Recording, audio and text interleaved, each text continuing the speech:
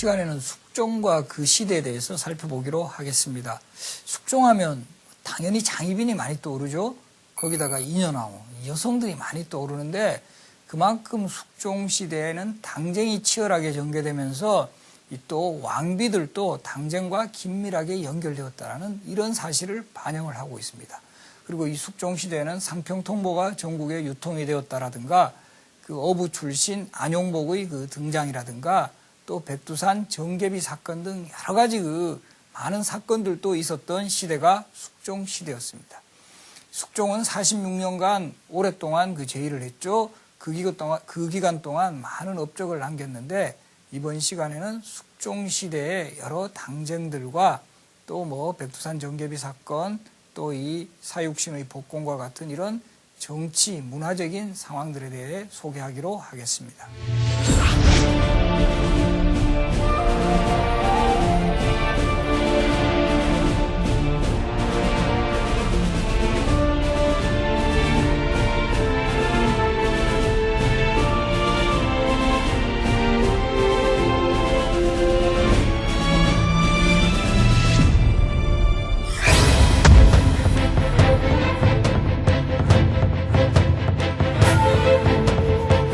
숙종은 1661년에 출생을 해서 1674년 14살의 나이로 아버지 현종의 뒤를 이어 조선의 제19대 왕의 자리에 오릅니다.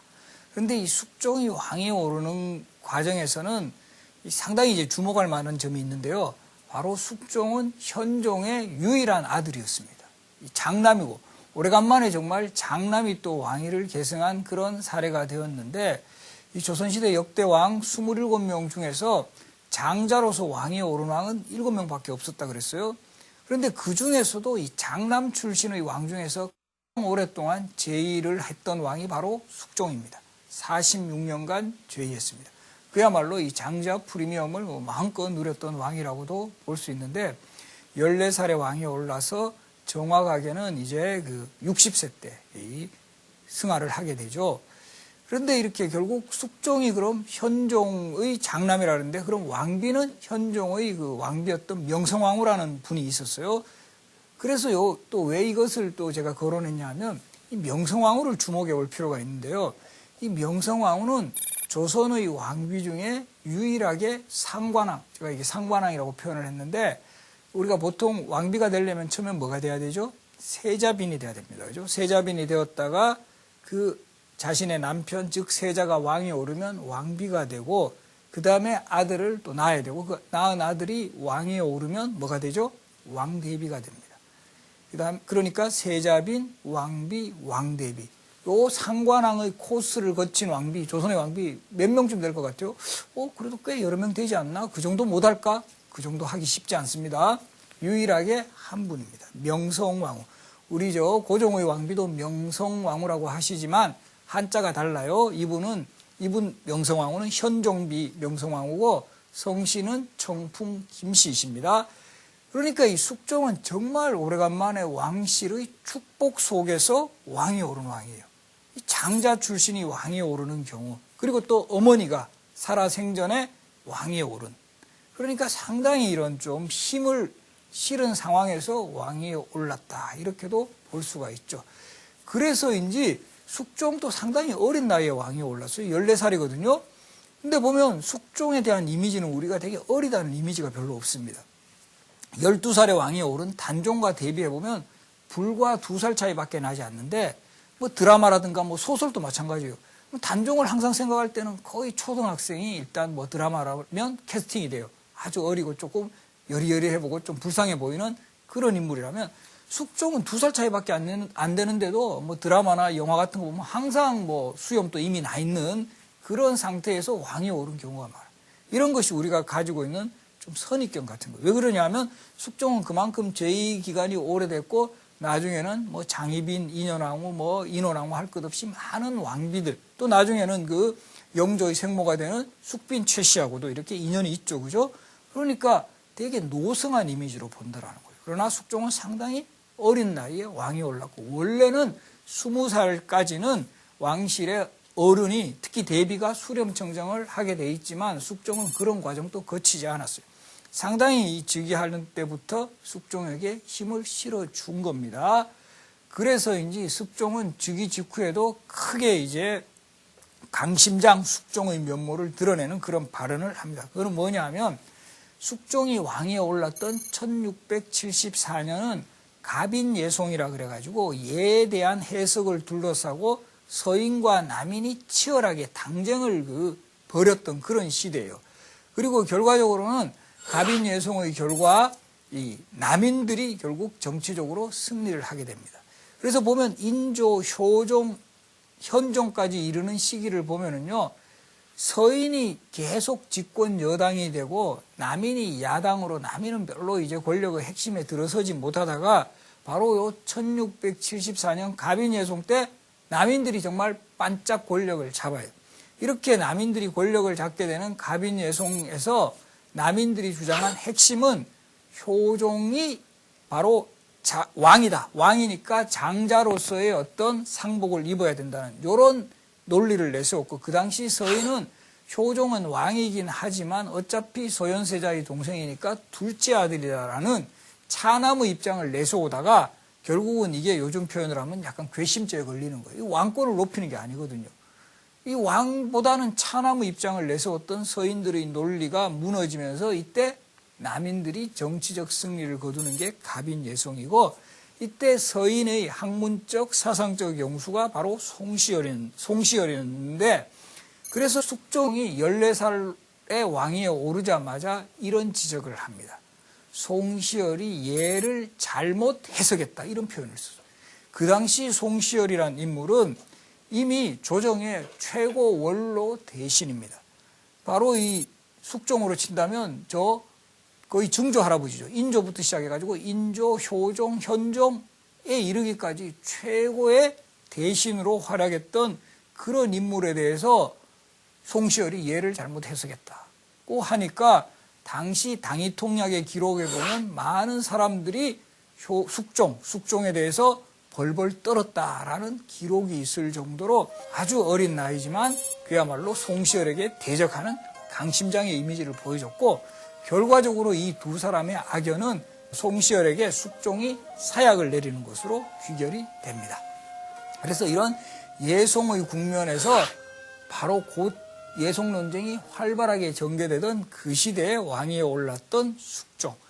그래서인지 숙종 시대는 당쟁의 시대라고 할 정도로 가장 당파 간의 대립이 치열하게 전개되었고, 또 환국이라 해서 국면이 바뀌었다라는 뜻인데, 정파 간의 이런 그 정권 교체가 여러 차례 일어났던 그런 시기로도 정리가 돼요.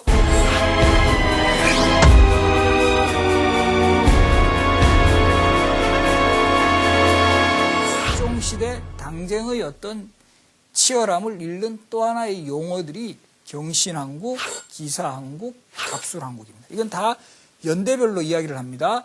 1680년이 경신년이어서 경신, 국면이 바뀌었다 해서 한국, 1689년이 기사년이어서 기사한국, 1694년이 갑술년이어서 갑술한국. 숙종 때 이렇게 큰 한국 세 차례가 있었다는 것은 그만큼 권력 다툼이 치열했음을 보여줍니다. 이때 권력의 다툼의 대표적인 주체는 서인과 남인입니다. 다시 한번 상기해 볼게요. 선조 때 처음 동인과 서인의 분당이 일어났다 그랬어요. 그래서 동인과 서인의 분당이 일어났다가 다시 1589년 기축옥사라는 사건을 계기로, 즉 정여립 영모 사건을 계기로 동인이 남인과 북인으로 갈렸다. 그러니까 이제 당파가 동인에서 분기된 남인, 북인, 서인, 요 세 당파입니다. 요 세 당파 중에 북인은 1623년 인조 반정으로 완전히 역사에서 소멸을 해요. 그러니까 남인하고 서인만 남았죠. 그래서 이 남인하고 서인이 특히 현종대 예송 논쟁 때 한번 엄청나게 치고 박았어요. 그러다가 그 여진이 숙종 즉위와 더불어 계속됩니다. 자, 그럼 이제 다시 정리합니다. 숙종이 왕위에 올랐을 때는 어느 당파가 권력을 잡고 있었다? 바로 남인이죠. 아까 설명드렸습니다. 1674년 갑인예송에서 남인이 권력을 잡았다. 그래서 숙종 초반에는 남인 정권이 수립이 되는데, 원래 서인 정권은 1623년 인조 반정을 시작으로 거의 50년 가까이 권력을 잡은 세력이에요. 그러니까 이 서인들은 절치부심 빼앗겼던 권력을 찾기 위해서 상당히 노력을 합니다. 그래서 계속 이 남인들의 어떤 허점 같은 거, 이런 것들을 찾으려고 이제 많은 노력을 기울이게 되는데, 그 중에 특히 선봉에 섰던 사람은 서인의 이 김석주라는 사람이에요. 이 김석주라는 사람은 이제 명성왕후하고의 관계는 그 사촌입니다. 사촌간인데 역시 청풍김씨 그리고 왕의 인척이다라는 이런 점을 활용을 해서 계속 남인들의 이런 동태 같은 거, 이런 것들을 살펴보고 있었는데, 마침내 1680년 이 남인들이 요즘 표현을 하면 무리수를 두는 게 이 포착이 됩니다. 이 1680년 이 경신년에 남인의 이 당시의 정치적 영수로는 허적이라는 사람이 있었어요. 허적이라는 사람이 있었는데, 이 사람이 자신의 그 할아버지인 허잠의 시호를 받는 것을 축하하는 축하잔치를 베풀었어요. 요즘 표현으로 하면 권력의 실세가 베푸는 큰 잔치니까 많은 사람들이 이제 참여를 하고 이 잔치가 아주 성황리에 이루어졌는데, 이때 마침 비가 왔다 그래요. 비가 오니까 이 허적이 워낙 그때 권력이 셌으니까 왕이 쓰는 그 기름 발린 천막, 유악이라 그래요. 유악 천막을 이제 가져다가 그냥 임의로 썼습니다. 근데 공교롭게도 숙종도 이제 그때 다 그 대표적인 그 정치 실세가 그런 그 큰 행사한다고 하니까 본인도 신경이 쓰이는 거예요. 그리고 비가 오고 이러니까 옆에 있는 신하를 불러가지고 이렇게 그 허적의 그 조부 그 시호를 그 내리는 그런 잔치가 있으니까 이것 좀 그 우리 궁궐에서 쓰는 그 유악을 좀 갖다 줘라라고 이제 이야기를 하는데, 보고가 이미 가져다가 썼습니다, 이렇게 되는 거죠. 우리 그렇죠, 그죠? 그냥 주려고 하면은 뭐 마음껏 줄 수도 있는데, 그거 미리 가져갔다 이러면 소위 열받죠, 그죠? 왕 이놈이 이게 내가 왕인데 자기가 권력이 세다고 마음대로 저런 짓을 할 수 있냐 해가지고 거기서 숙종이 완전히 마음이 돕니다. 그런 상황에서 조금 전에 말씀드렸던 서인의 핵심 정치인 김석주가 계속 남인들의 동태를 살펴보면서 허적의 서자였던 허견이라는 사람이 당시 그 인조의 세 번째 아들인 그 임평대군이라는 사람이 있어요. 그 임평대군의 아들을 왕위로 추대하려는 그런 영모 혐의가 포착됐다는 보고를 합니다. 그리고 이런 그 허견이라는 인물 역시 남인하고 연결되죠. 그러니까 결국은 이 남인의 정치 세력들이 숙종의 왕위를 뒤엎고 뭔가 영모 혐의를 한다라는 이런 정보들을 계속 흘리면서, 안 그래도 남인의 이런 전행에 대해서 상당히 경계하고 있었던 숙종이 이거 남인들 권력 잡게 해가지고는 이거 제대로 전국이 운영이 되지 안 되겠다라고 판단을 해가지고 바로 이제 그 허적을 결국은 파직시켰다가 결국은 사사시킵니다. 거기에 더불어서 이 당시 이 남인 정권에서 허적과 더불어 아주 그 활발하게 활동을 했던 윤휴라는 사람이 있어요. 윤휴도 숙종 초반에는 숙종의 어떤 신망 속에서 북벌을 준비하는 데 있어서 핵심적인 역할을 했던 그런 인물인데, 이 윤휴에 대해서도 계속 비판적인 그 상소가 오고 가고 이 권력욕이 있다라는 이런 혐의를 받아서 결국 윤휴도 사살을 당합니다. 그래서 이 허적과 윤휴로 대표되는 남인들이 정치 일선에서 제거되고, 이 공작 정치를 폈던 김석주라든가 서인의 김익훈, 그리고 서인의 학문적 영수였던 송시열이 다시 정계에 화려하게 복귀했던 사건이 1680년에 일어났던 경신환국이라는 사건입니다. 그래서 이거 잘 기억해 두십시오. 그러면 이제 1680년을 계기로 해서 권력은 남인의 손에서 다시 서인의 손으로 넘어갔다라는 거. 그래서 이제 권력이 서인의 손으로 넘어가자 크게 보면 서인 정권은 거의 인조반정에서부터 표현을 한다면 1623년부터 이제 1680년까지 거의 5, 60년간 서인 정권 시대가 연출이 되었고, 그 중에서도 핵심에 있었던 송시열이라든가 송중길이라든가 민유중이라든가 그야말로 이런 사람들은 뭐 거의 수십 년간 권력을 누리고 있었는 거예요. 그러다 보니까 서인 내에서도 좀 더 젊은 층의 그런 그 인물들은 불만을 가지게 되는 거예요. 항상 저 노인네들 치덕거리하고 우리가 별로 제대로 권력을 잡지 못하고 이런 불만이 있었던 상황 속에서 또 한 번 큰 사건이 터집니다. 그건 뭐냐 하면은 바로 서인의 학문적 영수였던 송시열과 그 제자였던 윤증의 갈등이에요. 윤증.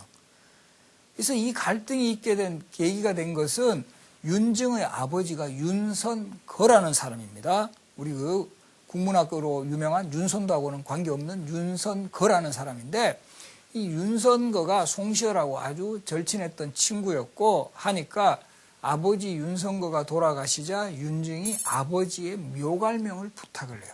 아버지가 돌아가실 때 우리 이런 그 묘지에 이렇게 써주는 글 있죠. 그런 거는 어떻죠? 대부분 잘 써줍니다. 그죠?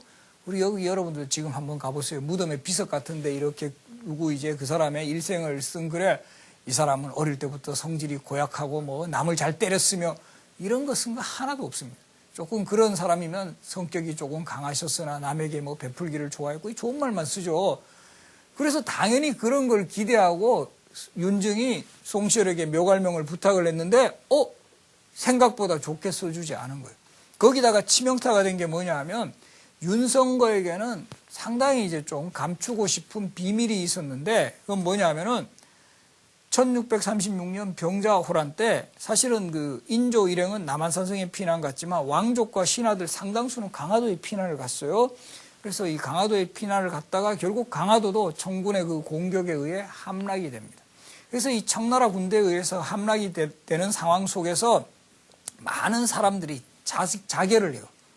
왜냐하면 저 오랑캐에게 우리가 치욕을 당하느니 자결을 하는 게 좋겠다라고 판단을 해가지고 대표적으로 그 당시에 뭐 김상용이라는 사람이라든가 또 우리 그 구운몽의 작자로 유명한 김만중의 아버지 김익겸 이런 사람들은 다 거기서 화약을 이제 폭발시켜가지고 폭사합니다. 자결을 하고 또 일부 부녀자들 같은 경우도 그 청나라 사람들에게 치욕을 당할 수 없다 해가지고 그냥 뭐 또 자결을 하는 그 여성들도 많이 자결을 합니다. 그 중에 포함된 사람이 윤증의 어머니도 자결을 해요. 그런데 윤선거 같은 경우는 강화도를 탈출을 해버립니다. 명분은 늙으신 부모를 봉양하기 위해서라는 이유로 탈출을 했지만 이것이 두고두고 선비들에게는 비난거리가 돼요. 어떻게 자기 목숨을 살겠다고 그런 명분과 의리를 지키지 않고 탈출을 했느냐라는 그래서 윤선거도 그것만은 숨기고 싶은 비밀이었는데 송시열이 묘갈명을 쓰면서 그 일을 거론을 해버렸더라는 거죠. 물론 박세채의 행장에서 이미 쓰여진 것을 그대로 그냥 나는 썼을 뿐이라고 했지만 그 윤증의 입장에서 보면 스승님이 너무했던 거죠. 그래서 막 고쳐달라고 합니다. 스승님 이거 좀 고쳐주십시오. 우리 아버님 명예에 얽힌 이야기니까. 송시열 거기에 대해서 거절을 합니다. 이러다 보니까 서서히 이제 송시열에 대한 불만이 쌓여가면서 아버지냐 스승이냐의 갈림길에 서게 되는 거죠. 그리고 이 시대를 전후해서 윤증을 따르는 젊은 그 세력들은 송시열과 같은 인물이 너무 오랫동안 권력을 잡으면서 모든 것을 좌지우지했다. 우리 젊은 층도 좀 이제 저들의 그늘에서 벗어나자. 그래서 결국은 송시열, 송중길, 이우태를 민유중을 중심으로 한 서인 중에 조금 나이가 많은 노성한 세력들은 노론이라고 하고 좀 더 젊은 층들 뭐 바로 윤증을 필두로 해가지고 뭐 박세당이라든가 오두인이라든가 이런 사람들은 소론, 젊은 층, 노소 분열이 일어나는 겁니다. 지금 또 우리 현대 정당 정치사에서도 뭐 노장파, 노장, 수장파 뭐 이런 이야기 하는데 그런 분열하고도 비슷해요. 그래서 이 1683년 숙종 때 노론과 소론의 분열이 일어나면서 이제 정당 정치는 남인, 노론, 소론 이렇게 되는 거죠. 북인은 완전히 이제 정파적으로 소멸이 되어서 역사적으로 큰 힘을 발휘하지는 못합니다.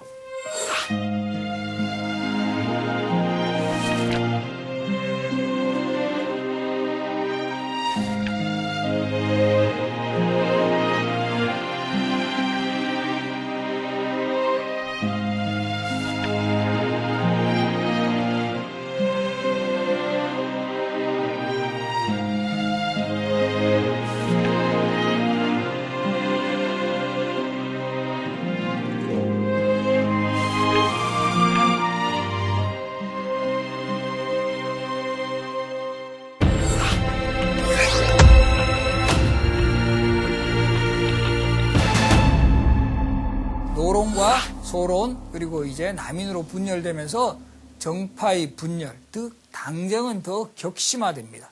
격심화되는 과정 속에서 또 하나 큰 변수가 일어납니다. 그것은 바로 숙종이 계비로 들인 인현왕후와의 사이에서는 자식을 얻지 못한 상황에서 바로 후궁 출신인 장옥정, 희빈 장씨가 바로 이때는 희빈이 아니었어요. 수기로 있었습니다. 장수기로 있었는데 장수기가 아들을 낳은 거죠. 그래서 이제부터 숙종과 그 여인들에 대해서 제가 잠깐 소개를 하겠습니다. 숙종이 처음으로 이제 그 왕비로 맞이한 여성은 인경왕후 김씨라고 해서 광산 김씨이고 우리 그 김만기의 딸입니다. 그러니까 이 김만기라는 인물은 또 김만중의 형인데 있고 광산 김씨 김만기의 딸을 인경왕후로 왕비로 맞이했는데 불행하게도 인경왕후가 천연두로 20살 때 사망을 합니다. 결국 인경왕후는 천연두 때문에 돌아가시니까 왕비가 돌아가시면 어떻게 한다 그랬죠? 계비를 맞이한다 그랬습니다. 그죠? 그래서 숙종이 1681년 21살이 되는 해에 6살 어린 15세의 신부 인현왕후를 계비로 맞이합니다. 그래서 우리가 보면 숙종의 왕비인 인현왕후에 대해서는 정비라고 생각하는 사람이 상당히 많아요. 왜냐하면 나이 차이가 별로 안 나니까. 근데 인경왕후가 일찍 돌아가셔서 그렇지 계비가 맞습니다. 그래서 이 숙종은 인현왕후와의 그 혼례식을 한 과정도 숙종 인현왕후 가래도감의궤라는 책으로 이렇게 정리를 해놨습니다. 그래서 그 의궤를 보면 숙종과 인현왕후의 혼례식이 담긴 요 표지를 비롯해서 바로 이렇게 뒷장면을 보면은 반차도라고 해서 숙종과 인현왕후의 혼례식 장면이 이렇게 그림으로 잘 정리가 되어 있습니다. 저렇게 의궤라 그래가 이제 의궤에 대해서는 잘 아시죠? 우리 그 작년에 그 프랑스에 있었던 외교장관 의궤 297책하고 일본에 있었던 국내청 소장 의궤도 다 이제 돌아와서 의궤가 더 이제 사회적으로 관심이 있었는데 의궤는 조선시대 왕실 행사의 중요한 그 내용들을 기록과 함께 그림으로 정리한 책입니다. 그래서 숙종과 인현왕후의 정말 그 아름다웠던 혼례식도 저렇게 기록으로 잘 정리가 되고 또 반차도라는 그림까지 남아 있어서 우리 지금 시대의 그 모습을 다시 볼 수가 있어요. 근데 불행하게도 1661년에 혼례식을 1681년에 이 두 분이 혼례식을 올렸지만 한 오랫동안 자식이 없었어요.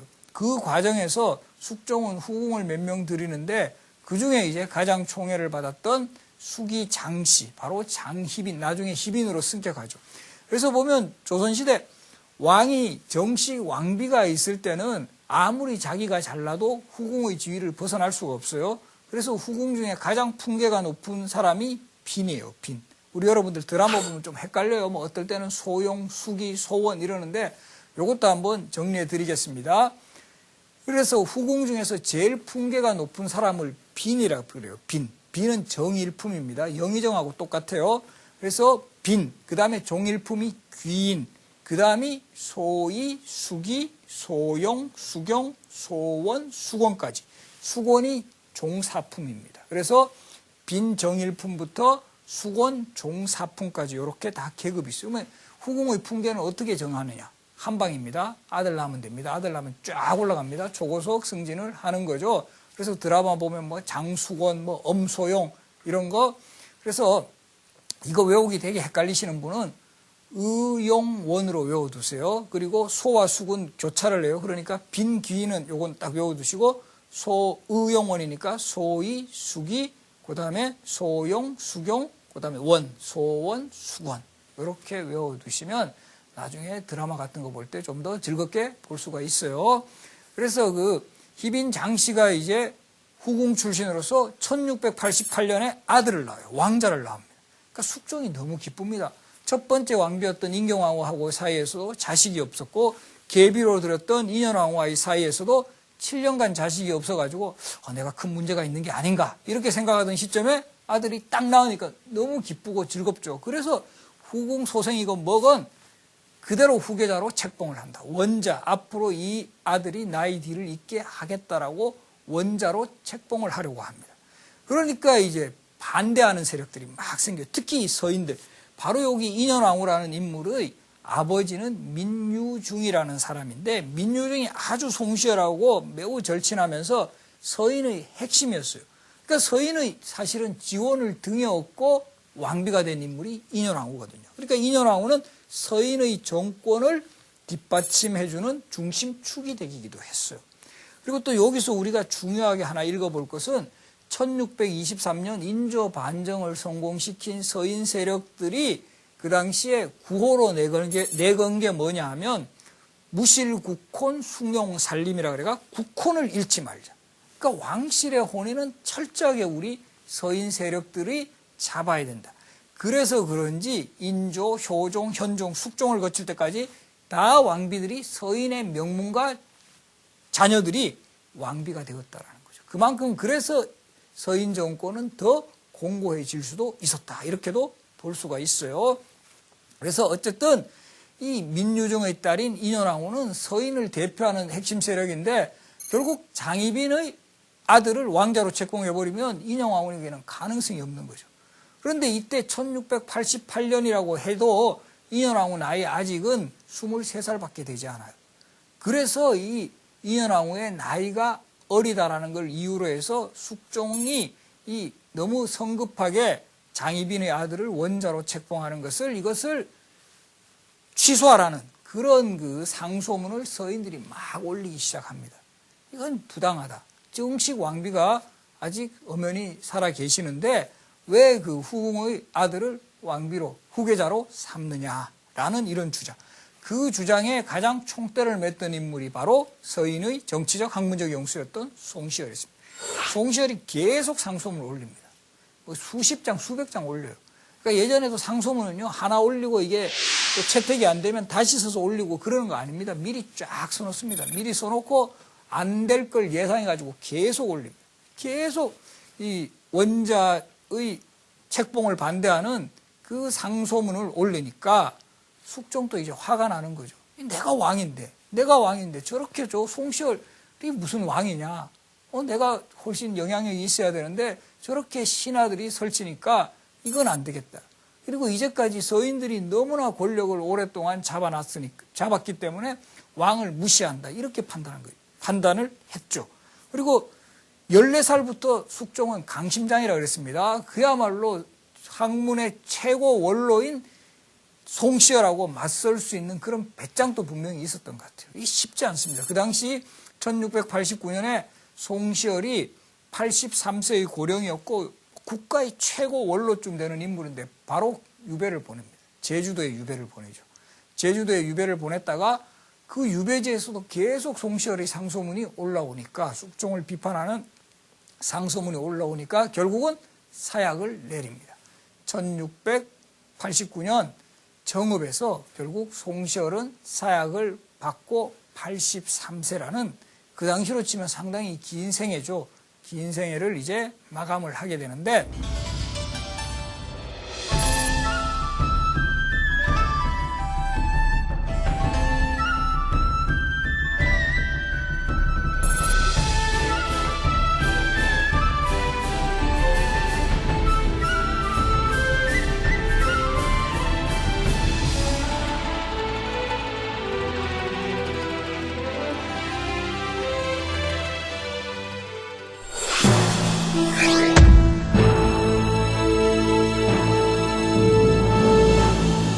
다시 한번 설명드립니다. 1689년 기사한국은 이제 장희빈의 아들을 바로 원자로 책봉하는 과정에서 서인들, 특히 송시열 등이 강력히 반대를 하자 결국 서인들을 숙청해버리고 바로 요 남인들은 이 장희빈을 지지를 합니다. 이 장희빈은 장희빈을 후원했던 장현이라는 인물부터 이 남인하고 정치적으로 연결이 되어 있었어요. 그래서 장희빈은 남인의 후원 속에서 어느 정도 상당히 이제 지위를 누렸기 때문에 남인들 정권이 수립이 되는 게 1689년 기사한국. 그러나 남인 정권은 짧게 끝납니다. 1694년 다시 갑술한국이 일어나는데 이것은 뭐냐면 남인들이 권력을 잡으니까 정말 오래간만에 권력을 잡은 거예요. 오래간만에 권력을 잡으니까 너무 이제 정치적으로 이런 좀 요즘 표현을 하면 무리수 같은 거 이런 거를 많이 두면서 숙종에게 서인들의 문제점 같은 것을 제시하다가 오히려 반격을 받아가지고 숙종이 이 남인들도 한 5년 써보니까 이건 너무 정치적으로 문제가 많다라고 판단해서 남인들을 다시 숙청을 해버려요. 이게 1694년에 일어났던 갑술황국이다라는 사건입니다. 그리고 이제 숙종왕 갑술황국 이후에 이 장희빈에 대해서 상당히 이제 실망을 하고 결국 장희빈을 배출을 시키고 인현왕후를 다시 복귀를 시킵니다. 인현왕후를 다시 복귀를 시키고 또 이 과정에서 또 한 명의 궁중 여성이 떠오릅니다. 바로 영조의 생모였던 숙빈 최씨라는 분. 우리 그 동이라는 드라마를 통해서도 잘 알고 있죠. 숙빈 최씨는 원래 인현왕후 궁에 출입했던 무술이 출신 궁녀였는데 일약 숙종의 눈에 발탁이 돼가지고 정말 신데렐라로 떠오르는 여인이죠. 이렇게 보면 숙종이라는 왕은 상당히 이렇게 조금 그 비주류였던 궁녀들을 이렇게 좀 스카우트한다고 할까요? 여기에 탁월한 능력을 보인 것 같아요. 희빈장 씨도 그렇고 숙빈 최씨도 그렇고 결과적으로는 이 두 여성의 후궁 출신의 두 여성의 아들이 다 왕이 됩니다. 그죠? 희빈장 씨 아들은 경종이 되는 거고 바로 숙빈 최씨 아들은 영조가 되는 거 보면 숙종은 정비가 3명이나 있었어요. 인경왕후, 인현왕후, 인원왕후. 이 3명의 정비에게서는 결국은 그 갖지 못했던 그 아들들을 결국 2명의 왕을 배출함으로써 어느 정도는 만회를 했다. 이렇게도 볼 수가 있습니다. 그래서 보면 숙종 시대에 이런 왕비 이야기도 많이 나오는 것은 그만큼 이제 그 숙종 시대 이 서인 정권들이 왕비를 자신의 당파에서 배출하려고 했던 그런 점도 크게 작용을 합니다. 그리고 또 보면은 이때는 서인하고 남인의 정치적 대립이 가장 치열하게 전개되면서 이들이 서로 또 학문적으로나 사상적으로나 많은 논리들을 개발시켜요. 여기에 덧붙여서 이 공작 정치와 같은 정치적 기술 같은 거 이런 것도 매우 이제 그 활발하게 전개되는 대표적으로 이 김석주와 같은 인물은 요즘으로 치면 이 공작 정치의 원조쯤 되는 그런 인물이기도 했습니다. 그런데 이렇게 여러 차례 국면이 바뀔 수 있는 가장 중요한 주체는 결국 왕입니다. 왕. 그만큼 이제 서인과 남인의 어떤 당파의 그 치열함을 조정하고 그것을 견제시킬 수 있는 그런 왕권의 역할이 매우 중요하다라는 거죠. 그런 면에서는 이 숙종이라는 왕은 이런 조절자로서의 능력, 그리고 또 강력한 카리스마, 그리고 이 왕으로 즉위하는 과정에서도 현종의 장자라는 이런 정통성을 확실히 부여받았고 또 오랫동안 그 왕위에 오른 과정에서 나름대로 이런 정치적 조정 능력 같은 걸 분명히 가지고 있었습니다. 대표적으로 왕으로 즉위할 때부터 그 당시에 국가의 최고 원로인 송시열의 잘못을 지적하는 이런 과감성 같은 거라든가 결국은 이 83세라는 대정치인을 이렇게 사약을 내려 죽일 수 있을 만큼의 이런 강심장을 지녔기 때문에 이 조선시대의 이 숙종 때 1680년에 경신왕국, 기사왕국, 갑술왕국이 잇따라져 있습니다. 이것은 당파의 대립이라는 관점보다는 그만큼 왕이 그 국면을 조정을 했다라는 거. 그러니까 너무 서인이 마음에 안 들 때는 다시 한번 전국을 바꿔버리고 남인이 마음에 안 들 때는 다시 한번 바꾸고 그러면서도 결국 국정은 운영을 하게 하는 거죠. 그러니까 당파 세력의 입장에서 보면 조심을 하는 거죠. 이거 조금이라도 왕권에 저촉이 되거나 이 왕이 이런 상황을 바꿀 수도 있다. 그러니까 결과적으로 왕에 대한 충성심을 이끌어내는 그런 고도의 정치력을 발휘한 왕도 숙종이었다. 이렇게도 볼 수 있습니다. 이런 점을 이제 더 확인할 수 있는 부분은 사실은 우리가 탕평책 그러면 영조 때 실시된 정책으로 이제 이해하는 경우가 많지만 실질적으로 숙종 후반에 박세채라는 사람을 등장을 시켜가지고 황극 탕평의 논리를 개발시켜 나가는 겁니다. 이 탕평의 논리라는 것 자체가 이 신하들의 어떤 쟁패의 입장이 강한 당쟁이라는 개념에서 이제 왕에게 대한 절대적인 충성을 강조하는 그런 논리가 훨씬 강한 개념이거든요. 그런 그 탕평의 어떤 시금석을 놓은 왕인도 바로 숙종이었다라는 점. 이런 점을 고려하면 우리가 이 숙종의 아주 그 고도의 정치력 같은 거 이런 것도 어느 정도 평가를 해야 됐다. 이렇게 생각을 합니다. 정말 46년 동안 제위하면서 가장 격동의 시대를 그래도 파헤쳐 갔던 이 왕의 모습, 이런 것들을 확인을 해볼 수가 있었습니다. 네, 고맙습니다.